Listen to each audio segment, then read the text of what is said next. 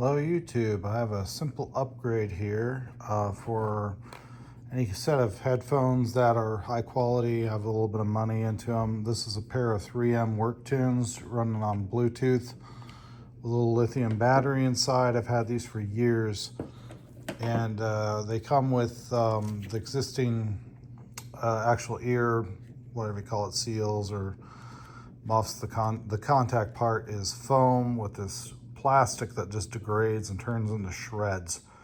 So I didn't want to throw this thing out, and the rest of it works fine, the plastics, electronics, everything. So these are actually a sticker, and if you get on Amazon, I'll put a link in the description.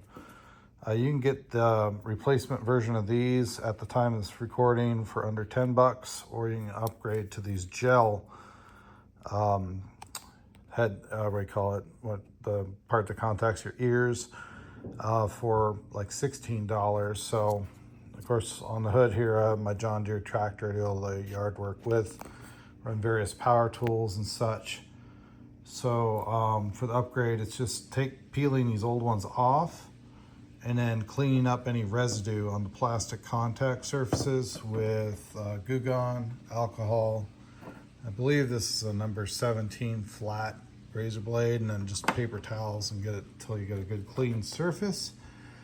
But just thought this was something that the viewers would like to hear about, you know, doing any kind of projects with machinery, lawnmower, what have you. These seem like to be a really good upgrade for these. So might do another video later on to tell how they're holding up. But yeah, if you're faced with this and you got a set of headphones that you do like, for things like this, these are made by 3M, so they're made in enough production to actually have aftermarket upgrades.